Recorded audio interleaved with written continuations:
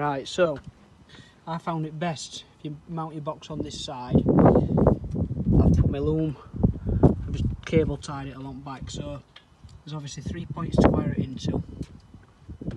So if I look here, you've obviously got the engine cover. If I'm looking at this square on, you've got one just under this cover, you pull it off. Number 2 is down there, I'll show you in a minute. And number 3, or the 3rd point should I say, is just there. So I don't know what order these are in, so looks like that one to the right hand side is the purple one, which is literally, so if you look into engine, you come down this side and that's there, that's the purple one. Come back around this side, this is quite awkward to get to. You obviously got to take this cover off. So this one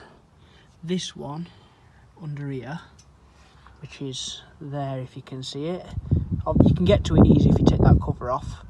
That one looks like it's the orange one, which if you can just see, there's just an orange label there, look.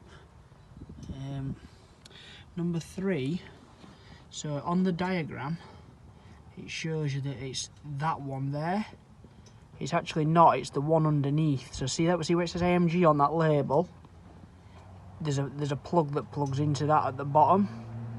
If I can zoom it out a bit clearer, there you go. You see them multicoloured wires? That plugs into the bottom of there. And that's obviously the other one. Which if I can find the label, so that comes round. So that's the green one. And like I say, all I've done is, if you can see the cable on the back of there, I've just run it along underneath, cable tied it up, cable tied it nice and neat around there.